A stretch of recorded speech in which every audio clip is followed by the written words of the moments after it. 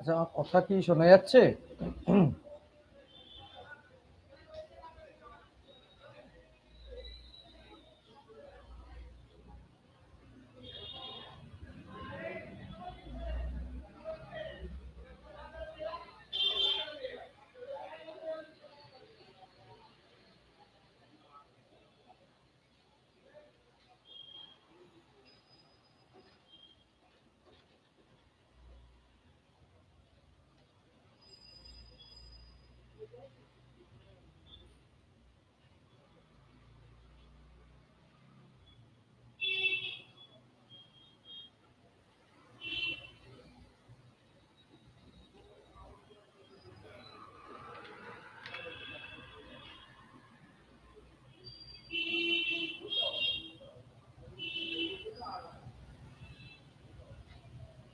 আচ্ছা, আর কজন জয়েন করার আছে? আর কেউ জয়েন করবে?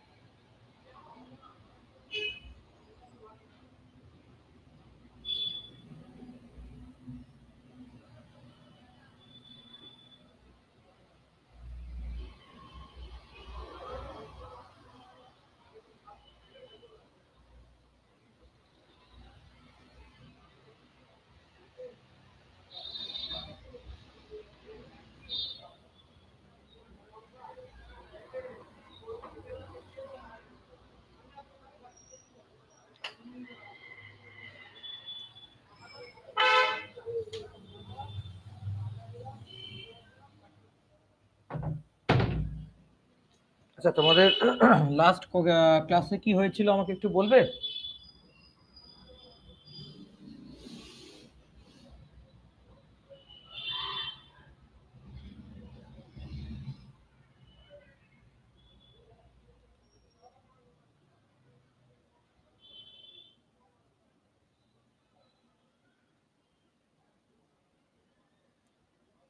লাস্ট ক্লাসে কত দূর অবধি হয়েছিল যদি আমাকে কেউ বলো।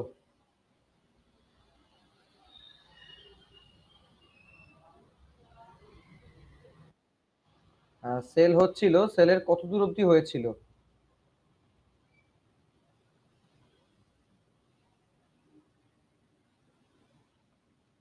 আনমিউট করেও বলতে পারো, কোনো অসুবিধা নেই।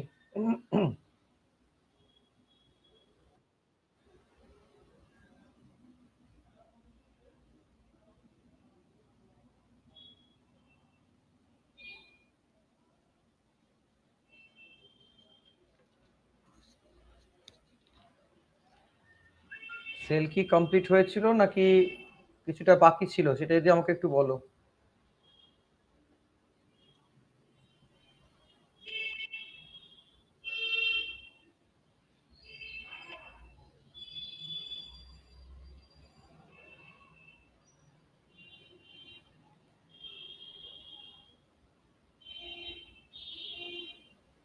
হুম, ইউক্যারিওটিক প্রোক্যারিওটিক বলেছিলাম আমি কি? সেলের অর্গানেল গুলো ওগুলো কিছু বলেছিলাম? নিউক্লিয়াস, রাইবোজোম, মাইটোকন্ড্রিয়া এগুলো কিছু হয়েছিল?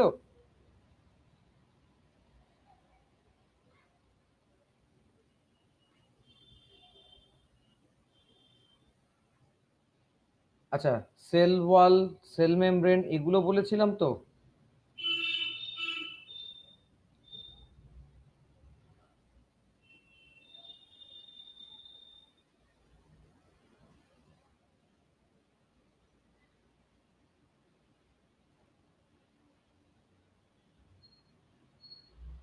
তোমরা কাইন্ডলি কেউ একজন আনমিউট করে আমাকে একটু বলো, আমি ঠিক বুঝতে পারছি না, মানে কোনটাতে না বলছো কোনটাতে হ্যাঁ বলছো আমি ঠিক বুঝে উঠতে পারছি না। কাইন্ডলি একটু আনমিউট করে কেউ একজন আমাকে বলো যে লাস্ট ক্লাসেতে কতদূর কি হয়েছিল।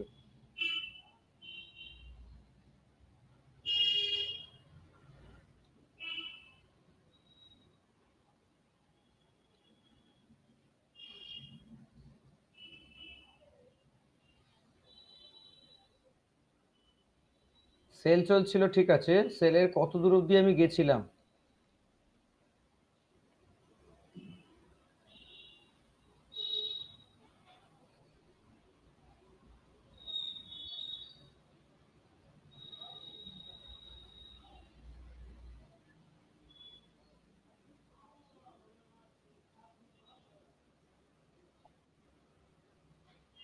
শতদ্রু, সুদীপ্ত, প্রেমবল্লভ, তিনজনকে আমি দেখতে পাচ্ছি আপাতত।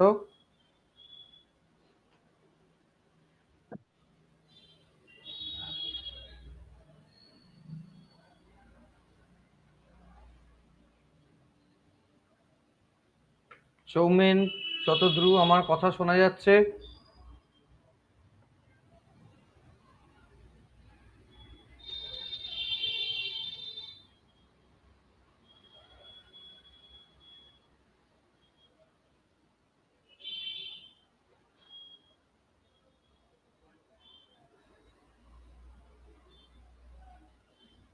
আমি কি আগের দিন নিউক্লিয়াস বলেছিলাম?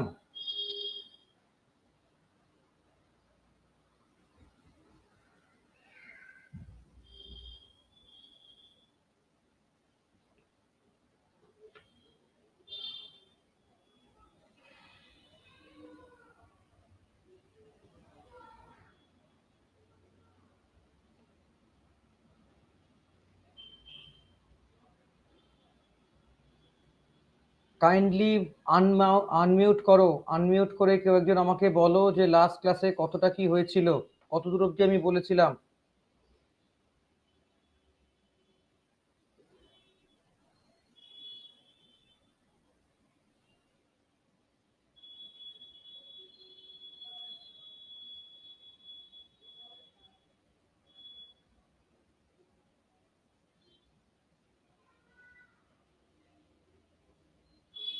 রাইবোজোম হয়েছিল, তারপরে প্রোক্যারিওটিক ইউক্যারিওটিকটা হয়েছিল। প্রোক্যারিওটিক ইউক্যারিওটিকের পর তো রাইবোজোম আসবে। প্রথমে প্রোক্যারিওটিক ইউক্যারিওটিক বলছি, তারপরে যদি তুমি যেটা বলছো প্রোক্যারিওটিক ইউক্যারিওটিক হবে, তারপরে আমার সেল ওয়াল, সেল মেমব্রেন, দেন নিউক্লিয়াস, তারপরে রাইবোজোম। এত দূর। মাইটোকন্ড্রিয়া খুব সম্ভব হয়েছিল কিনা আমার খেয়াল পড়ছে না। মাইটোকন্ড্রিয়া হয়েছিল কি? মাইটোকন্ড্রিয়া বলেছিলাম? না, না, হয়নি। মাইটোকন্ড্রিয়া বই, তাহলে মানে হচ্ছে মাইটোকন্ড্রিয়া থেকে হবে। যার কিছু, যার যার যা কিছু বলার কাইন্ডলি মিউট অফ করে আনমিউট করে আমাকে বলবে, ঠিক আছে?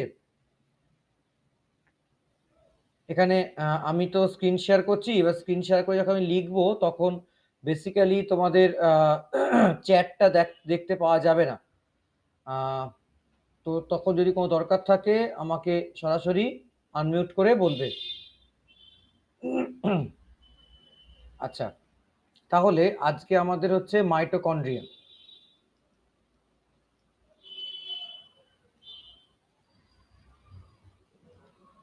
মাইটোকন্ড্রিয়া আগের দিন দুটো ভাগ করেছিলাম, প্রোক্যারিওটিক আর ইউক্যারিওটিক। আচ্ছা, প্রথমত মাইটোকন্ড্রিয়ার নিকনেম। মাইটোকন্ড্রিয়ার নিকনেমটা কি? মাইটোকন্ড্রিয়ার নিকনেম হচ্ছে power house of the cell, কোষের শক্তিঘর। আচ্ছা, মাইটোকন্ড্রিয়ার প্রথম স্টেটমেন্ট একটু দেখে নিই। মাইটোকন্ড্রিয়ার প্রথম স্টেটমেন্টটা কি? মাইটোকন্ড্রিয়ার প্রথম স্টেটমেন্ট, 1 নম্বর স্টেটমেন্ট হচ্ছে হেল্পস ইন এটিপি সিনথেসিস। ঠিক আছে, এটিপি সিনথেসিসে সহযোগিতা করে। একটা কথা মাথায় রাখবে, ATP is the only form of energy that can be utilized by any living organism। ঠিক আছে, কি বললাম?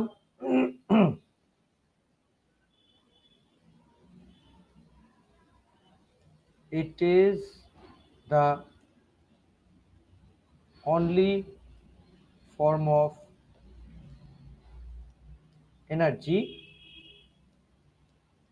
that can be utilized by any living organism। ঠিক আছে, যে কোনো লিভিং অর্গানিজম এটাকে ইউটিলাইজ করতে পারে এনার্জিকে। এটা হচ্ছে এনার্জির একমাত্র রূপ বা শক্তির একমাত্র রূপ যাই বলো। আচ্ছা, দ্বিতীয় স্টেটমেন্ট, সেকেন্ড স্টেটমেন্টটা কি? Only organelle that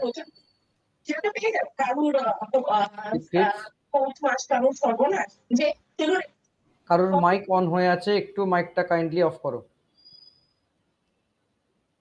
only organelle that secrets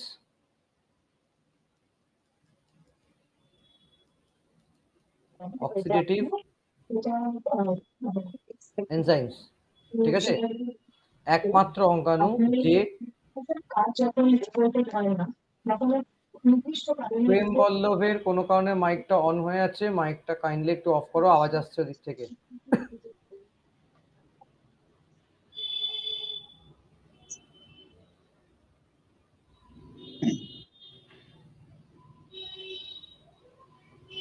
শুনতে পাচ্ছিস কোনো? আমি শুনতে পাচ্ছি, বলো, তোমার কিছু বলার আছে বলো। স্যার মাইক অন হয়ে আছে কি স্যার? হ্যাঁ, মাইক অন হয়ে আছে বলি তো তোমার কথা আমি শুনতে পাচ্ছি।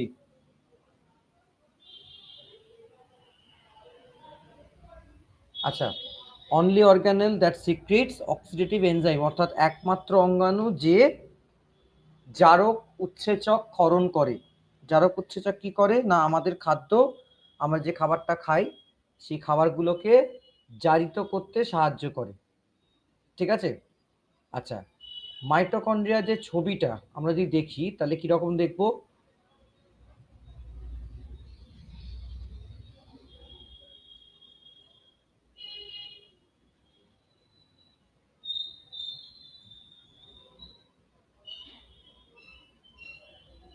এরকম টাইপের একটা ছবি ছিল মাইটোকন্ড্রিয়ার।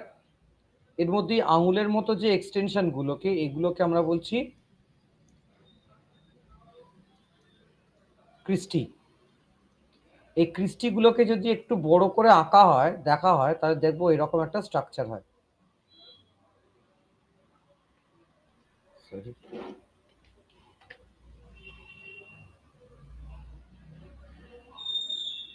এখন লম্বা আঙুলের মতো, আর এর গায়ে অসংখ্য এরকম টুনি বাল্বের মতো জিনিস থাকে।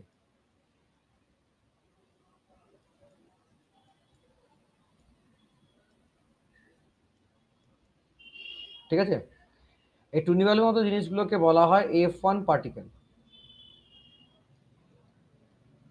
এই F1 পার্টিকেলগুলোই, এই যে F1 পার্টিকেল লিখলাম, এই F1 পার্টিকেলগুলোই কিন্তু অ্যাকচুয়ালি এই অক্সিডেটিভ এনজাইম সিক্রিশনে সাহায্য করছে। ঠিক আছে, যতক্ষণ না F1 পার্টিকেল এই অক্সিডেটিভ এনজাইম সিক্রিট করবে, ক্ষরণ করবে, ততক্ষণ আমাদের কোনো খাদ্যবস্তুই জারিত হবে না, অর্থাৎ হজম হবে না। আর খাদ্যবস্তু যদি জারিত না হয় তাহলে খাদ্যবস্তু হজমও হবে না, আর হজম না হলে আমরা খাদ্যবস্তু থেকে প্রয়োজনীয় শক্তিটাও পাবো না।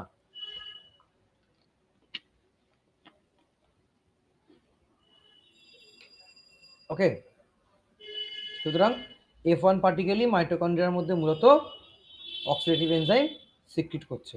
ওকে, আচ্ছা, এবার প্রোক্যারিওটসের ক্ষেত্রে মাইটোকন্ড্রিয়া অ্যাবসেন্ট, অর্থাৎ দেখতে পাওয়া যায় না। ইউক্যারিওটসের ক্ষেত্রে মাইটোকন্ড্রিয়া প্রেজেন্ট। আগের দিনেই বলেছিলাম ইউক্যারিওটসের এক্সাম্পল। ইউক্যারিওটসের এক্সাম্পলের মধ্যে আমরা আছি। ঠিক আছে, অর্থাৎ উচ্চ শ্রেণীর জীব, বা ইভেন আমরা বাদে যে কোনো যদি আমরা গাছপালা, গরু, ছাগল, মাছ, পাখি যাই বলি না কেন, সবাইকেই কিন্তু আমরা ইউক্যারিওটসের মধ্যেই পাচ্ছি। ঠিক আছে, প্রোক্যারিওটসের এক্সাম্পল আমরা বলেছিলাম ব্যাকটেরিয়া। সুতরাং আমরা এটা পরিষ্কার বলতেই পারি যে মাইটোকন্ড্রিয়া ইউক্যারিওটস অর্থাৎ আমাদের মধ্যে আছে, কিন্তু ব্যাকটেরিয়ার মধ্যে আমরা মাইটোকন্ড্রিয়া পাচ্ছি না। বাট মাইটোকন্ড্রিয়া যদি ব্যাকটেরিয়ার মধ্যে না থাকে তাহলে কেউ না কেউ তো আছে যে ওকে এনার্জি দিচ্ছে এদিক ওদিক ঘোরাঘুরি করার জন্য, মুভ করার জন্য, ঠিক আছে? তো সেই জায়গায় দাঁড়িয়ে প্রোক্যারিওটসে তাহলে এটিপি কে প্রোভাইড করছে? অর্থাৎ মাথায় রাখবে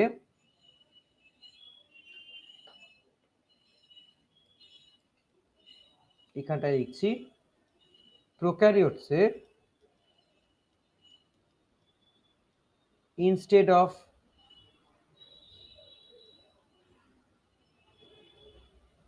mitochondria mesosome is present, ঠিক আছে? অর্থাৎ মাইটোকন্ড্রিয়ার পরিবর্তে প্রোক্যারিওটসে কে থাকছে? মেসোজোম। তাহলে আমরা মেসোজোমকে বলতে পারি কি? তাহলে মেসোজোমকে আমরা বলতে পারি পাওয়ার হাউস অফ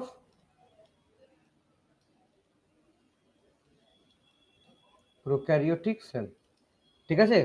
অর্থাৎ আদিকোষ বা উন্নত কোষের পাওয়ার হাউস হচ্ছে মেসোজোম। বা প্রোক্যারিওটসের এক্সাম্পলে আমরা পড়েছিলাম ব্যাকটেরিয়া। সো ব্যাকটেরিয়া হচ্ছে, এই ব্যাকটেরিয়াতে কি পাচ্ছি আমরা? মেসোজোম পাচ্ছি। তাহলে ব্যাকটেরিয়ার পাওয়ার হাউসকে না মেসোজোম।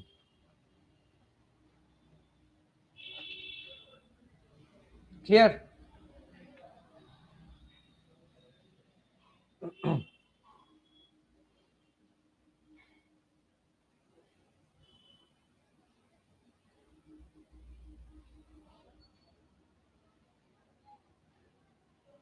কারোর যদি কোনো জায়গায় বুঝতে কোনো অসুবিধা হয় অবশ্যই জানাবে, উইদাউট এনি হেজিটেশন জানাবে।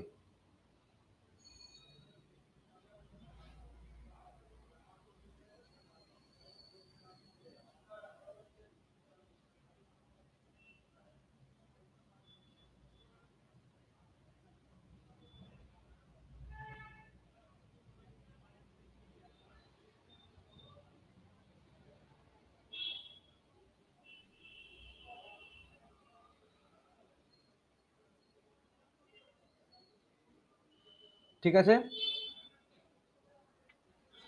আচ্ছা বেশ। মাইটোকন্ড্রিয়ার পর নেক্সট আমরা চলে আসছি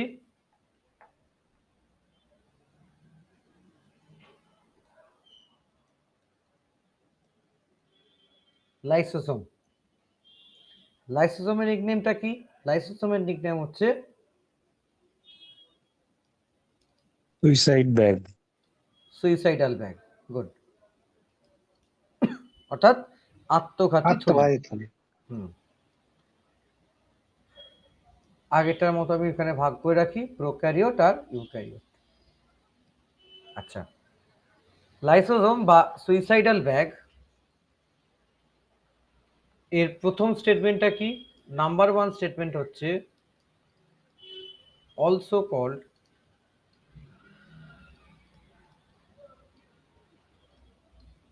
scavenger of the cell, also called scavenger of the cell. scavenger মানে হচ্ছে ঝাড়ুদার, কোষের ঝাড়ুদার। নাম্বার 2, মাইটোকন্ড্রিয়ার মতোই স্টেটমেন্টটা অনেকটা, সেটা হচ্ছে অনলি অর্গানেল, অর্গানেল হচ্ছে কোষাঙ্গাণু, অনলি অর্গানেল that secretes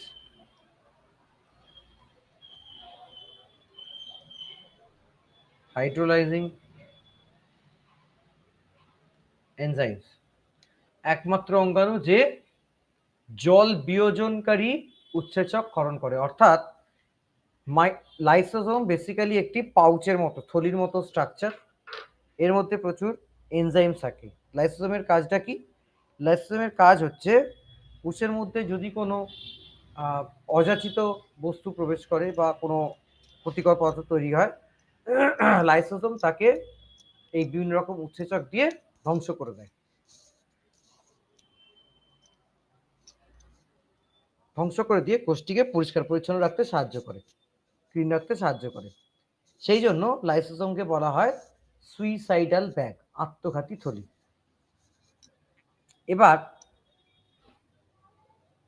কখনো সরি পরিষ্কার করতে সাহায্য করে, সেই জন্য লাইসোসোমকে বলা হয় স্ক্যাভেঞ্জার অফ দ্য সেল বা কোষের ঝাড়ুদার। এবার কখনো কখনো এই উৎসেচক দিয়ে, হাইড্রোলাইজিং উৎসেচক দিয়ে কোষকে পরিষ্কার করতে গিয়ে লাইসোসোম বেশি পরিমাণে এনজাইম রিলিজ করে দেয়, উৎসেচক ক্ষরণ করে ফেলে। তখন কি হয় না, কোষের অঙ্গাণুগুলো, অন্যান্য অঙ্গাণু যেমন ধরো মাইটোকন্ড্রিয়া, রাইবোজোম বা নিউক্লিয়াস, এই যে অঙ্গাণুগুলো আছে, গুরুত্বপূর্ণ অঙ্গাণুগুলো আছে, এরা ওই উৎসেচকের প্রভাবে নষ্ট হয়ে যায়। ঠিক আছে, ফলে এরা যদি নষ্ট হয়ে যায়, কোষটাও নষ্ট হয়ে যাবে, কোষটাও মারা যাবে। ফলে কোষ যদি মারা যায় তখন কিন্তু রাইবোজোম আর বেঁচে থাকছে না, টিকে থাকতে পারছে না। সেই কারণে, তার মানে কি, তখন লাইসোসোম নিজেও মারা যাচ্ছে। সেই কারণে লাইসোসোমকে বলা হয় আত্মঘাতী থলি, অর্থাৎ নিজের মৃত্যু নিজে ডেকে নিয়ে আসে। লাইসোসোম হচ্ছে আত্মঘাতী থলি। ঠিক আছে, আচ্ছা, লাইসোসোম প্রোক্যারিওটিক কোষে লেসার অ্যামাউন্টে থাকে, আর ইউক্যারিওটে হায়ার অ্যামাউন্টে থাকে। ঠিক আছে, কম পরিমাণে থাকে, বেশি পরিমাণে থাকে ইউক্যারিওটে। ওকে, আচ্ছা, লাইসোসোমের পর নেক্সটটাতে চলে আসছি আমরা, দ্যাট ইজ প্লাস্টিডস। প্লাস্টিডের নিকনেম কি? প্লাস্টিডের নিকনেম হচ্ছে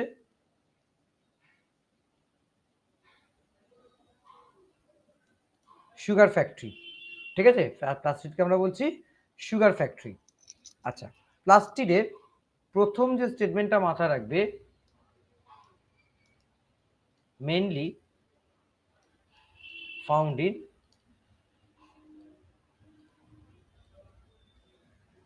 প্ল্যান্ট সেলস। প্লাস্টিডের ক্ষেত্রে আর প্রোক্যারিওটিক ইউক্যারিওটিক আমরা ধরছি না, প্লাস্টিড মূলত প্ল্যান্ট সেল বা উদ্ভিদ কোষে দেখতে পাওয়া যায়। দ্বিতীয় হচ্ছে প্লাস্টিডের টাইপস।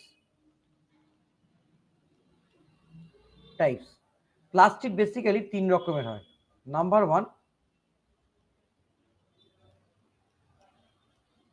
ক্লোরোপ্লাস্ট। কি করছে? Caries chlorophyll. ক্লোরোফিল বহন করে কে? না, ক্লোরোপ্লাস্ট। ক্লোরোফিলের কাজ কি? এই ক্লোরোফিলের কাজ হচ্ছে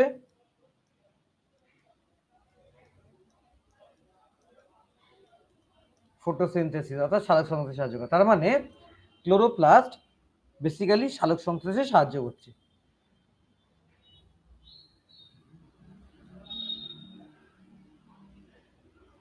নাম্বার 2,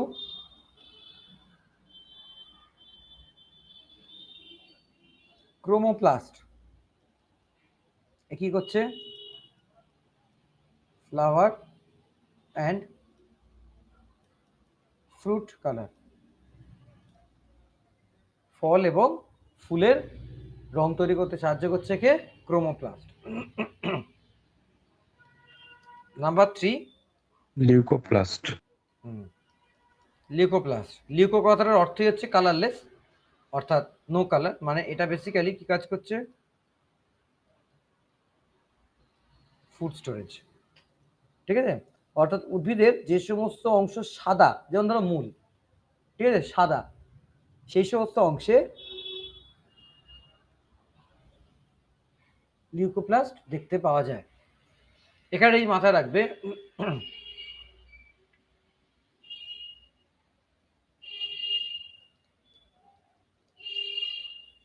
ক্লোরোপ্লাস্ট,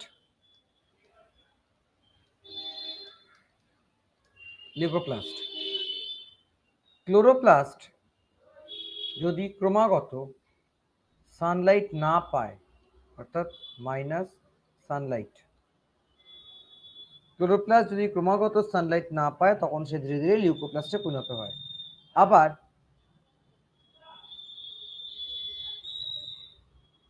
লিউকোপ্লাস্ট যদি রেগুলার সানলাইট পায় তাহলে সেটা আবার ক্লোরোপ্লাস্টে পরিণত হয়ে যায়। বোঝা গেল? অর্থাৎ প্লাস্টিডের মধ্যে কেবলমাত্র ক্লোরোপ্লাস্ট আর লিউকোপ্লাস্ট এরা দুজনই হচ্ছে ইন্টার কনভার্টিবল বা ইন্টারচেঞ্জেবল।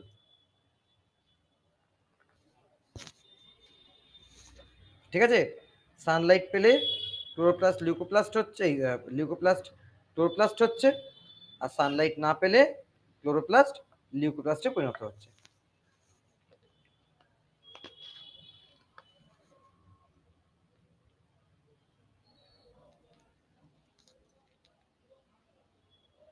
ক্লিয়ার?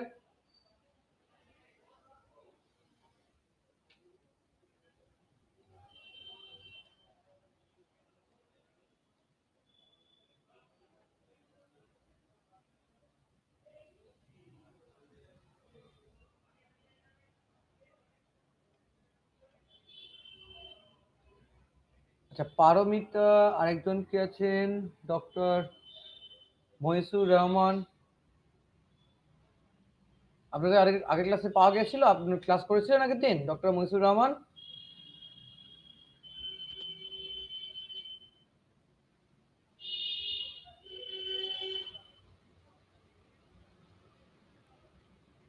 পারমিতা আগের দিন ক্লাস করেছিলে?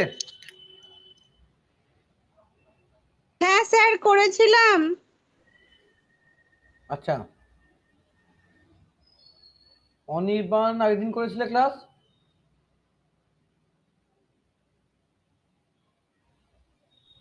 না স্যার। হুম, ওকে।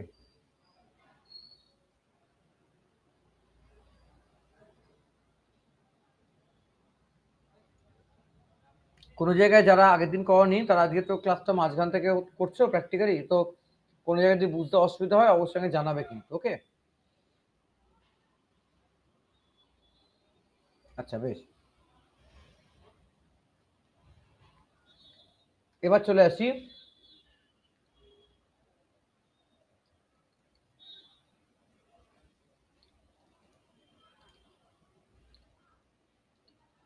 Golgi bodies. এর নিকনেম কি? Traffic guard or police of the sell.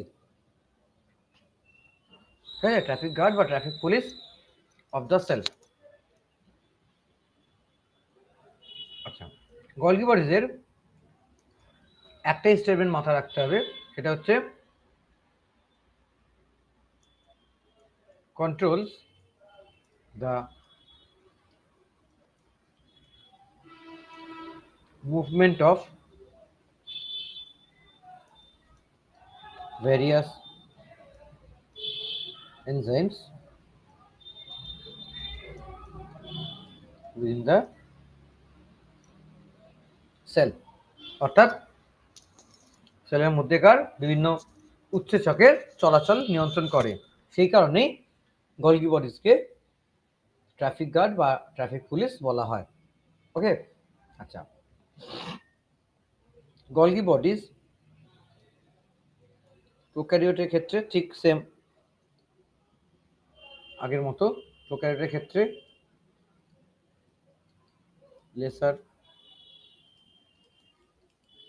কোয়ান্টিটিসে পাওয়া যায়, আর ইউক্যারিওটের মধ্যে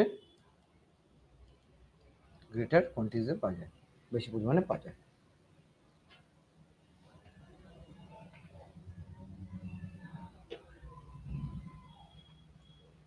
ঠিক আছে, আচ্ছা, এই যে অর্গানেলগুলো আমি বললাম, যে কটা অর্গানেল বললাম যতটুকু যেরকমভাবে পয়েন্ট করে বললাম ওইভাবে মাথায় রাখবে, তাহলে দেখবে অর্গান রিলেটেড যে এমসিকিউ গুলো হয় সেগুলো আশা করছি আনসার করতে কোনো অসুবিধা হবে না।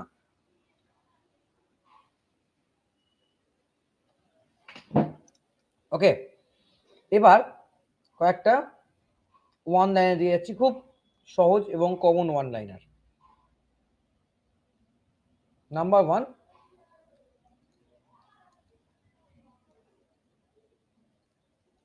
লার্জেস্ট অ্যানিমাল সেল কি হবে? সবচেয়ে বড় প্রাণী কোষ। ডিম। হ্যাঁ বলো।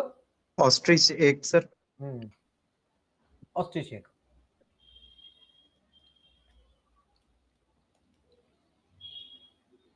বা উট পাখির ডিম।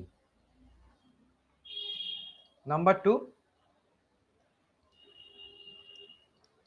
লার্জেস্ট প্লাস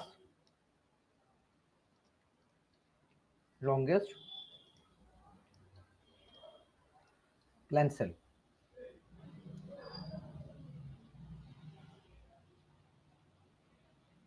প্ল্যান্টের ক্ষেত্রে লার্জ আর লগের একই আনসার হয়, সেই জন্য একসঙ্গে বললাম। সবচেয়ে বড়, সবচেয়ে লম্বা উদ্ভিদ কোষ।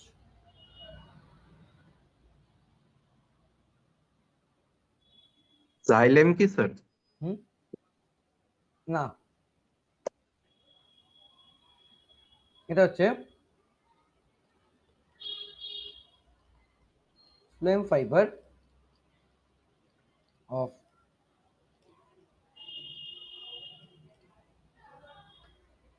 Remi plant. ঠিক আছে, রেমি নামক একটা উদ্ভিদ, তার ফ্লেম তন্তু, এটাকে লার্জেস্ট আর longest animal cell, sorry plant cell বলা হয়। নাম্বার 3, স্মলেস্ট অ্যানিমাল সেল কি হবে? সবচেয়ে ছোট প্রাণী কোষ। রেন প্ল্যান্টটা কোনটা? হ্যাঁ বলো। যে ফ্রেম ফাইবার অফ রেন প্ল্যান্টটা কি? রিমি একটা গাছের নাম, প্ল্যান্টটা কি? ও এটা হিমালয়ান রেঞ্জের দিকে হয়। স্যার ইয়ে হবে কি হিউম্যান স্পাম সেল? হ্যাঁ, হিউম্যান স্পাম অপশন থাকতেই পারে, আনসারও হতে পারে, কিন্তু এখানে একটা কিন্তু আছে। হিউম্যান স্পাম অথবা প্লেটলেট অর্থাৎ অণুচক্রিকা। যদি হিউম্যান স্পাম আর প্লেটলেট দুটি অপশন থাকে তাহলে অবশ্যই প্লেটলেটকে আনসার করবে, তখন হিউম্যান স্পাম করবে না। যদি অপশনে প্লেটলেট না থাকে তাহলেই একমাত্র হিউম্যান স্পাম করবে।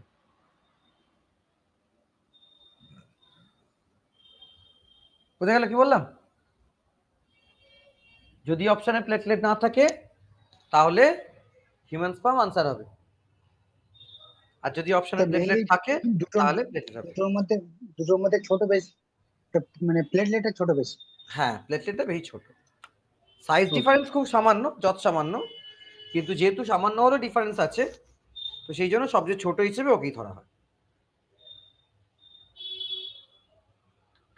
Okay.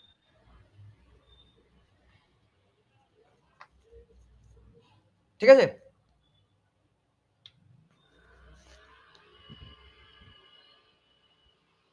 ক্লিয়ার তো?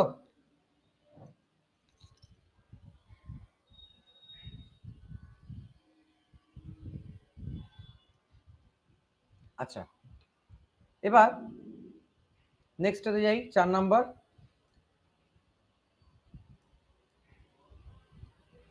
স্মলেস্ট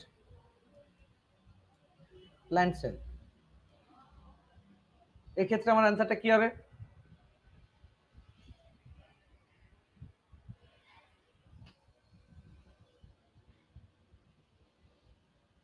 এক্ষেত্রেও অ্যানিমালের মতো দুটো অ্যান্সার আসে, আইদার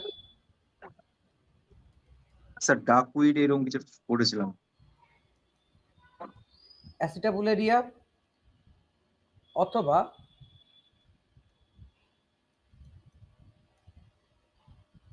মাইকোপ্লাজমা। স্যার মাইক্রোপ্লাজমা তো ব্যাকটেরিয়া হবে স্যার, স্মলেস্ট সেল বললে তো মাইক্রোপ্লাজমা বলবো। হ্যাঁ, সেটাই তো বলছি, ব্যাকটেরিয়া সেখানে প্ল্যান্ট হিসাবে ধরবো নাকি স্যার ওকে?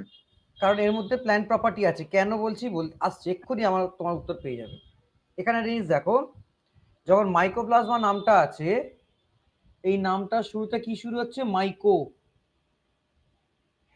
MYCO, তাই তো? MYCO, মাইকো। মাইকো কথার অর্থ কি?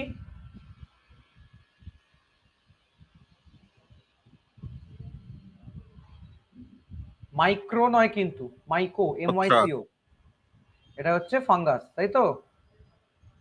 অর্থাৎ এর মধ্যে ফাঙ্গাল প্রপার্টি দেখা যায়, সেই জন্য কোনো কোনো সায়েন্টিস্ট একে স্মলেস্ট প্ল্যান্ট সেল হিসেবে কনসিডার করে। ঠিক আছে, আর ফাঙ্গাসের স্টাডিকে আমরা কি বলছি? মাইকোলজি।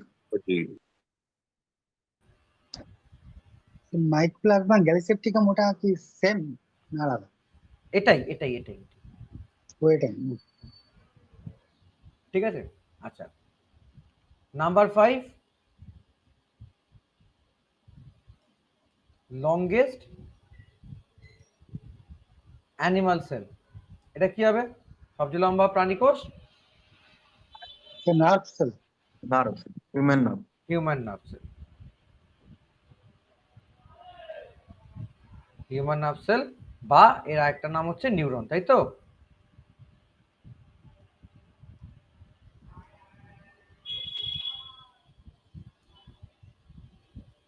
ঠিক আছে, এই 5টা ওয়ান লাইনার একটু মাথায় রেখো।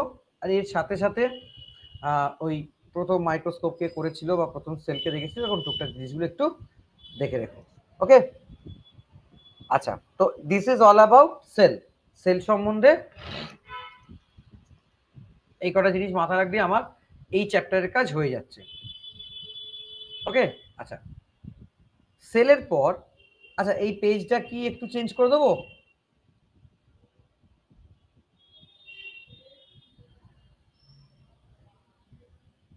এই পেজটা চেঞ্জ করা যাবে? দেখো, ওকে স্যার, করে দিন স্যার, হ্যাঁ, করে দিন স্যার। ওকে ওকে, আচ্ছা। সেলের পর, সেলের সাথে সাথেই লিঙ্ক চ্যাপ্টার যেটা, সেটা হচ্ছে আমাদের সেল ডিভিশন। সেল ডিভিশন, ঠিক আছে। আচ্ছা, সেল ডিভিশন মানে কোষ বিভাজন, বাংলায় এটাকে বলছি। কি হয় না, একটা কোষ থেকে দুটো, দুটো থেকে চারটে, চারটে থেকে আটটা, এরকম ভাবে নাম্বার অফ সেল বাড়তে থাকে। তো সেল ডিভিশন বা কোষ বিভাজন কোথায় ঘটবে? লিভিং এ ঘটবে, না নন লিভিং এ ঘটবে, না দুটোতেই ঘটতে পারে?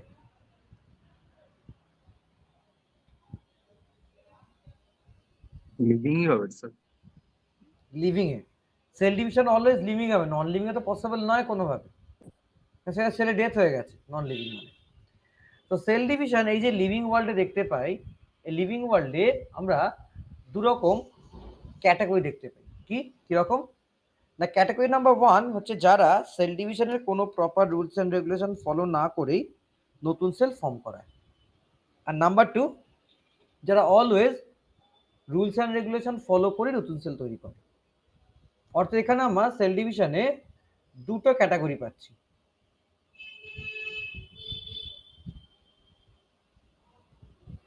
দুটো ক্যাটাগরি পাচ্ছি। কি কি? নাম্বার 1, একটা ক্যাটাগরিতে কি, never follows any rules and regulations. ঠিক আছে, never follows any rules and regulation, কোনো নিয়ম কানুন মেনে চলে না। আরেকজন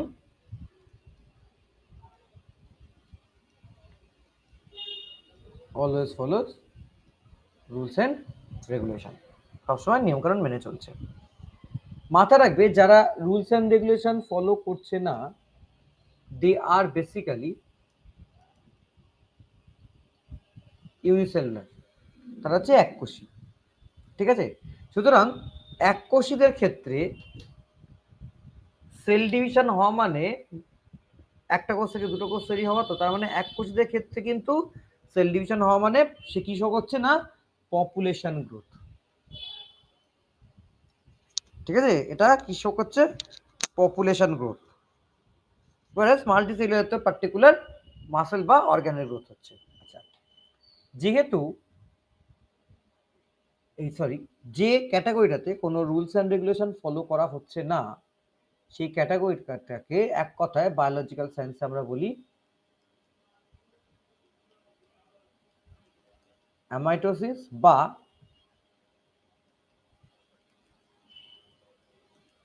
amitotic division, amitosis or amitotic division. যেহেতু অ্যামাইটোসিস আর বা অ্যামাইটোটিক ডিভিশনে কোনো proper rules and regulation follow হয় না, সেই কারণে অ্যামাইটোসিস বা অ্যামাইটোটিক ডিভিশনের আরো একটা নাম হচ্ছে ডাইরেক্ট ডিভিশন। একটা নাম হচ্ছে ডাইরেক্ট ডিভিশন। তাহলে অ্যামাইটোসিস বা অ্যামাইটোটিক ডিভিশনের এক্সাম্পল কি হবে? আমি একটু আগে বলেছিলাম ইউনিসেলুলার, অর্থাৎ বেস্ট এক্সাম্পল হচ্ছে ব্যাকটেরিয়া।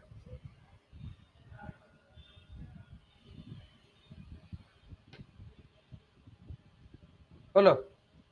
আচ্ছা,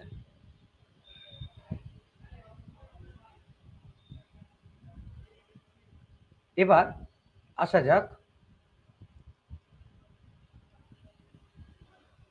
যারা রুলস অ্যান্ড রেগুলেশন ফলো করছে। তাহলে এদিকে যদি আমার ইউনিসেলুলার হয়, ইউনিসেলুলার মানে হচ্ছে lower group, lower group of organisms, নিম্ন শ্রেণীর জীব। হায়ার গ্রুপ মানে এটা তার মানে কোথায় পাচ্ছি আমরা বেসিক্যালি হায়ার গ্রুপে। হায়ার গ্রুপে যে সেল ডিভিশন হয়, অর্থাৎ এই হায়ার গ্রুপের মধ্যে আমরাও আছি, মানুষরাও আছি। তো হায়ার গ্রুপে যে সেল ডিভিশন হয় সেটাকে আবার দুটো ক্যাটাগরিতে ভাগ করে দিই আমরা, দুটো ক্যাটাগরিতে ভাগ করা হয়। কি কি? একটাকে আমরা বলছি মাইটোসিস, হ্যাঁ, और মিয়োসিস। মাইটোটিক ডিভিশন, আর একটাকে আমরা বলছি মিওসিস। গুড, মিওসিস और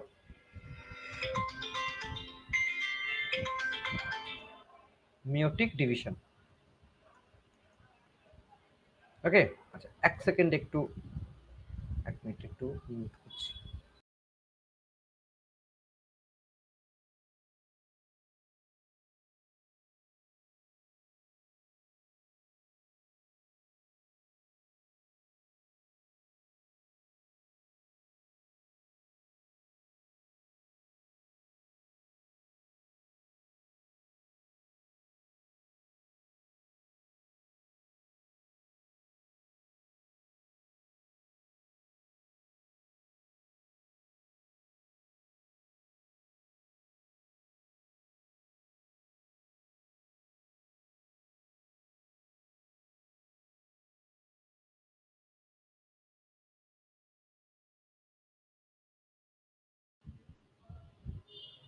হ্যাঁ, যেটা বলছিলাম,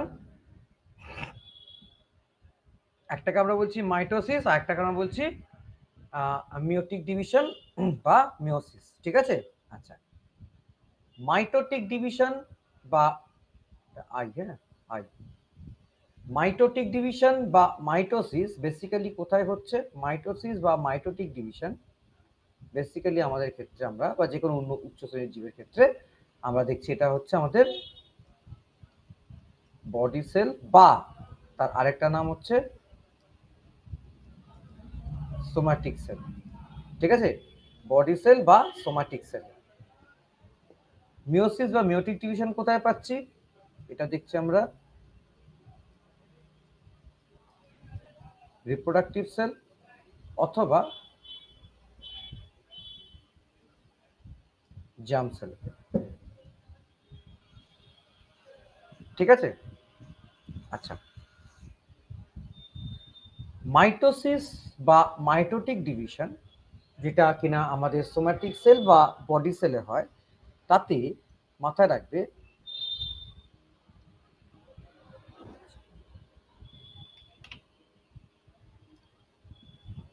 এখানে মাথায় রাখবে নো চেঞ্জ ইন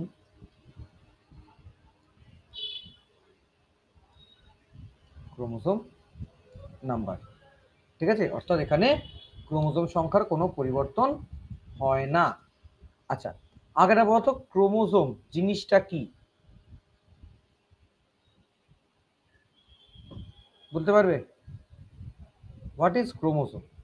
তো সেলের মধ্যে থাকে এবং মানে জেনেটিক ফ্যাক্টর কে ক্যারি করে, এর মধ্যে ডিএনএ থাকে এবং জিন থাকে। আচ্ছা, ডিএনএ থাকে, জিন থাকে, ভেরি গুড। তাহলে ডিএনএ জিন তো জেনেটিক ক্যারেক্টারস গুলো ক্যারি করে,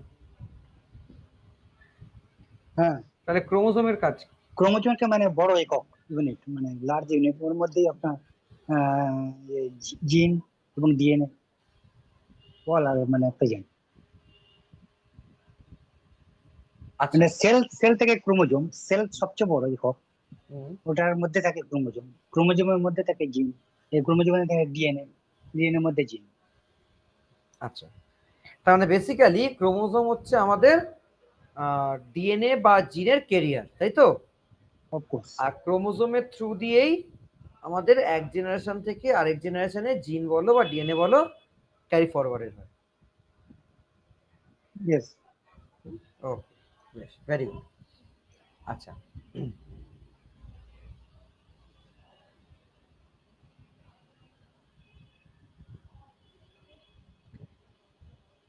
তাহলে মাইটোসিসে আমাদের ক্রোমোজোম নাম্বারে কোনো পরিবর্তন হচ্ছে না, কিন্তু মিওসিসে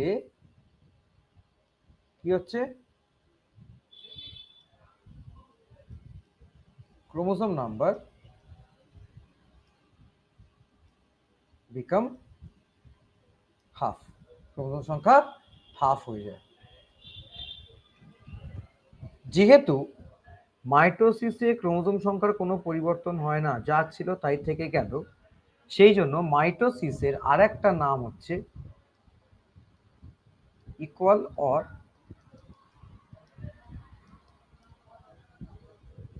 ইকুয়েশনাল ডিভিশন। whereas যেহেতু মিওসিসে ক্রোমোজোম সংখ্যা হাফ হয়ে যায়, সেই জন্য মিওসিসের একটা নাম হচ্ছে রিডাকশন অর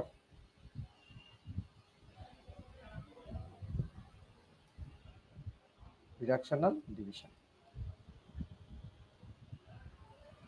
ঠিক আছে? আচ্ছা, বেশ, তার মানে জিনিসটা কি দাঁড়ালো?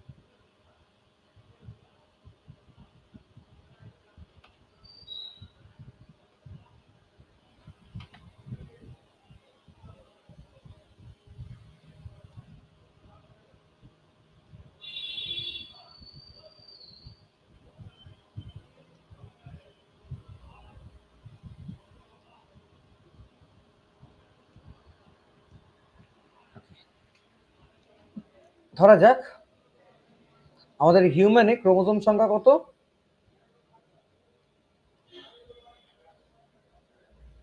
23 জোড়া আছে, 23 পেয়ার্স, 22 পেয়ার্স বডি আর 1 পেয়ার হচ্ছে sex chromosome. Human chromosome number হচ্ছে, ভেরি গুড, অর্থাৎ 23 পেয়ার্স অথবা 46 নাম্বার, 46টা, তাই তো? তাহলে মাইটোসিসে কি হচ্ছে? বেসিক্যালি শুরু হলো 46 দিয়ে, সেখান থেকে ডিভাইড করে যে সেলগুলো তৈরি হচ্ছে ক্রমাগত, এই সবগুলোতেই 46টা করে ক্রোমোজোম থাকছে, অ্যান্ড সো অন, চলতেই থাকছে, এর কোনো থামাথামির ব্যাপার নেই। আমরা যতদিন বাঁচবো ততদিন আমাদের দেহে মাইটোটিক সেল ডিভিশন চলতেই থাকবে। ঠিক আছে, whereas মিওসিসে শুরু হয় 46 দিয়ে, তারপর সেটা হাফ উইকে 23 হয়ে গেল, সেই 23টা কিন্তু পরের স্টেপে গিয়ে মেনটেন হলো। অর্থাৎ মিওসিসে একটা 46 থেকে যখনই 4টে 23 তৈরি হচ্ছে তখনই কিন্তু মিওসিসের কাজ শেষ। আর মাইটোসিসে প্রত্যেকটা কোষে 46 করে রিপিট করেই যাচ্ছে।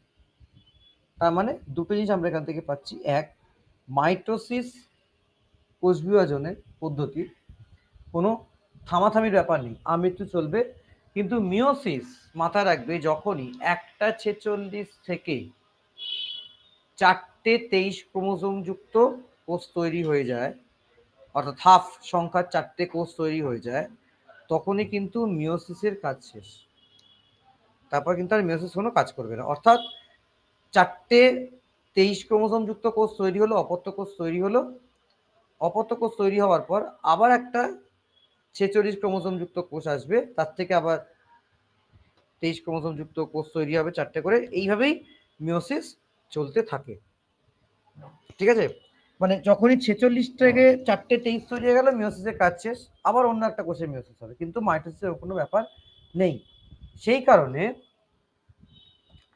মাথায় রাখতে হবে, মাইটোসিসের আরেকটা নাম হচ্ছে কন্টিনিউয়াস ডিভিশন। স্যার একটু একটু বলবেন না, যে মিওসিসের ক্ষেত্রে ফার্স্ট 46 থেকে ডিভাইড হচ্ছে কি 23 দুটো, হ্যাঁ তারপর ফের 23 থেকে 4টে, দুটো করে 4টে হচ্ছে। হ্যাঁ, সেকেন্ড স্টেজটাতে আর কোনো রকম ডিডাকশন হয় না, ওখানে সিম্পল মাইটোসিস হয়। মানে ফার্স্ট স্টেজ 46 ডিভাইড করে 23 হলো, হ্যাঁ আর সেকেন্ড স্টেজ 23টা ডিভাইড করলো, দুটো হলো, হ্যাঁ, টোটাল 4টে হলো। 23টাই মানে মেনটেন দুটো করে যায় সেকেন্ড দুটো স্টেজ। স্টেজ হবে, দুটো স্টেজে 4টে হবে। হ্যাঁ, ওকে। তো সেই কারণে যেহেতু 4টে 23 তৈরি হয়ে যাওয়ার পর এই ডিভিশন থেমে যায়, আবার নতুন করে 46 দিয়ে আবার একটা আলাদা করে কোষ তৈরি হবে, শুরু হবে। সেই কারণে মিওসিসকে বলা হয় রেস্ট্রিক্টেড ডিভিশন।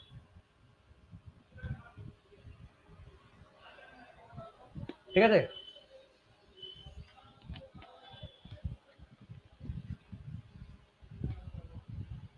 আচ্ছা তাহলে এখানে জিনিস দেখো, সেটা হচ্ছে যদি আমি বলি result of mitosis, result of meiosis, তাহলে রেজাল্ট অফ মাইটোসিস, মাইটোসিসে কি পাচ্ছি? বডি সেল ডিভাইড করে সেম ক্রোমোজোম যুক্ত বডি সেলই তৈরি করছে। অর্থাৎ মাইটোসিসের রেজাল্ট আমি বলতেই পারি somatic cell with same chromosome number. ঠিক আছে, somatic cell with same chromosome number কিসে পাচ্ছি? মাইটোসিস। তাহলে মিওসিসে কি পাচ্ছি? মিওসিসে আমরা এক কথায় বলতে গেলে মিওসিসে পাচ্ছি আমরা গ্যামেটস। গ্যামেটসের যদি বাংলায় গ্যামেটসকে দু রকম হয়, সেটা হচ্ছে এক মেল গ্যামেট আর একটা হচ্ছে ফিমেল গ্যামেট। মেল গ্যামেটকে আমরা কি বলছি? স্পার্ম। ফিমেল গ্যামেটকে আমরা বলছি ওভাম। এবার তোমরা এখানে বলতেই পারো যে স্যার আপনি বললেন যে ক্রোমোজোম সংখ্যা কখনো চেঞ্জ হবে না, কোনো জীবের মধ্যেই কোনো ক্রোমোজোম সংখ্যা চেঞ্জ হয় না, চেঞ্জ হয়ে গেলে সেই জীবকে বাঁচানো মুশকিল।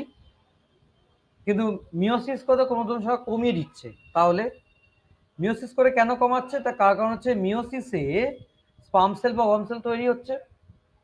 এবার মিওসিসে আলটিমেটলি যে 4টে কোষ তৈরি হয়েছে, এগুলোতে ক্রোমোজোম সংখ্যা 23 করে। তো শুক্রাণুর মধ্যে 23টা ক্রোমোজোম, ডিম্বাণুর মধ্যে 23টা ক্রোমোজোম, দুটো মিলিয়ে যখন জাইগোটটা তৈরি করছে, তার মধ্যে সেই আবার 46টা ক্রোমোজোম ব্যাক করছে। ঠিক আছে, প্রত্যেক জেনারেশনে প্রত্যেক স্পিসিস, তার স্পেশালি যারা সেক্সুয়াল রিপ্রোডাকশন দেখাচ্ছে, প্রত্যেক স্পিসিস প্রত্যেকবার মিওসিসে ক্রোমোজোম সংখ্যা হাফ করে দেওয়ার উদ্দেশ্যই হচ্ছে যাতে তার পরবর্তী জেনারেশনে ক্রোমোজোম সংখ্যার কোনো ঘাটতি না থাকে। কারণ ক্রোমোজোম সংখ্যা ঘাটতি হলেই অফস্প্রিং অ্যাবনর্মাল হয়ে যাবে, ঘাটতি বা বেশি হলেও অ্যাবনর্মাল হয়ে যাবে।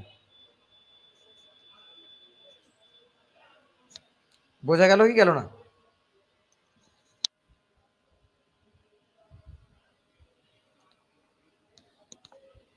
এই অবধি কারো কোনো কনফিউশন নেই তো? দেখো,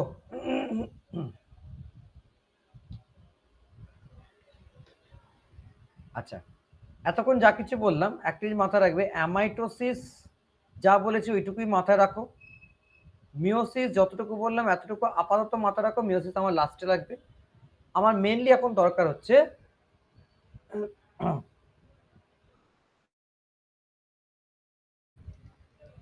আচ্ছা, মাইটোসিস প্রক্রিয়ায় একটা কোষ ভেঙে দুটো কোষ তৈরি হয়, তাই তো? অর্থাৎ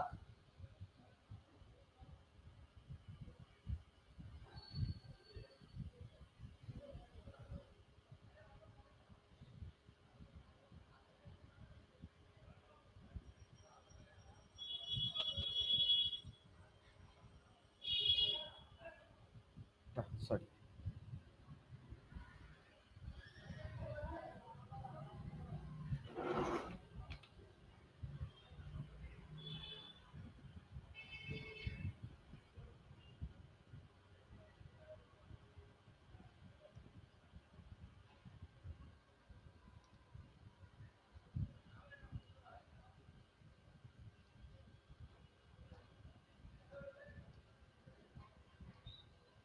আচ্ছা, ধরা যাক, আচ্ছা একটা জিনিস করে দিই।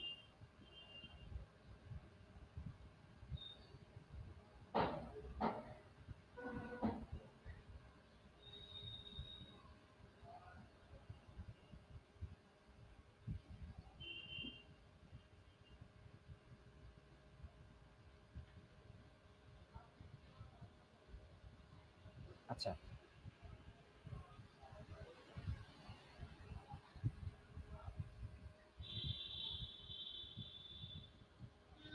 এখানে যে তিনটে ছবি আঁকলাম, দেখো প্রথম ছবিটায় একটা কোষ একটা নিউক্লিয়াস নিয়ে বসে আছে, কিন্তু অ্যাপারেন্টলি কোষটার কোনো অ্যাক্টিভিটি আমরা দেখতে পাচ্ছি না।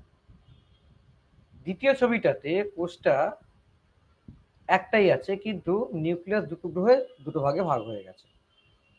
আর তৃতীয় ছবিটাতে তো কোষগুলো আলাদাই হয়ে গেছে। এখানে কথা মাথা রাখবে, যখন আমরা অ্যাপারেন্টলি কোনো সেলকে দেখি যে চুপচাপ সে বসে আছে, ভেতরে যাই করুক না কেন, ভেতরে কাজটা বাইরে থেকে দেখে বোঝা যাচ্ছে না তো, কিন্তু সে জাস্ট চুপচাপ বসে আছে, তখন সেটাকে আমরা বলি সেই সেলের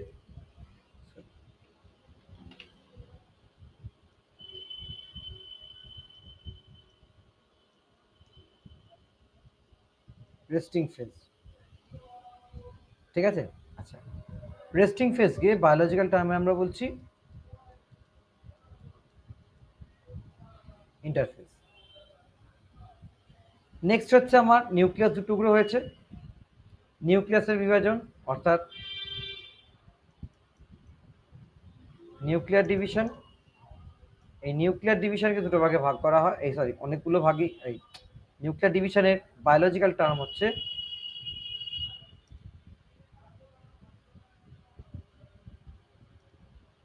এটাকে বায়োলজিক্যালি লেখা হচ্ছে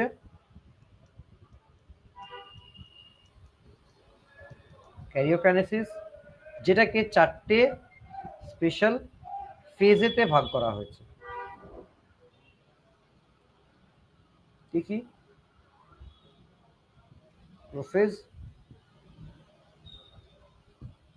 মেটাফেজ, অ্যানাফেজ আর টেলোফেজ। স্যার ক্লাসটা কতক্ষণ পর্যন্ত চলবে স্যার? এইবার ছেড়ে দেবো, জাস্ট এইটা পরে ছেড়ে দিচ্ছি। আর যখন সেলটা ভাগ হয়ে যাচ্ছে তখন সেটাকে আমরা বলছি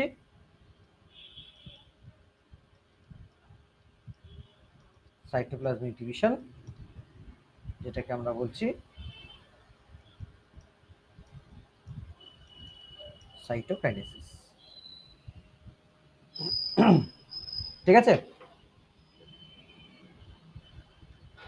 ওকে, দেখো এই অবধি কারোর কোনো জায়গায় বুঝতে কোনো অসুবিধে? ঠিক আছে। অসুবিধা নেই তো? বুঝতে কোনো অসুবিধা হচ্ছে না তো? না না। ওকে, তাহলে আজকে আমি এই অবধি রাখছি। নেক্সট ক্লাসেতে আমাকে জাস্ট এটুকু বলে দেবে যে মাইটোসিস থেকে শুরু হবে, কোষ বিভাজনের মাইটোসিস থেকে Okay. শুরু হবে। Okay. ঠিক আছে, চলো আজকে আমি এই অবধি রাখলাম। ফার্দার আবার নেক্সট ক্লাস। যারা ঠিক আছে, আছো good তাদের night. কোনো বুঝতে অসুবিধা হয়নি তো? কোনো জায়গায় বুঝতে অসুবিধা Good হয়নি তো? night. ওকে, চলো আজকে এই অবধি, Okay. ফার্দার পরের দিন। ওকে, চলো, good night. Thank you. Thank you. Good night. Good night.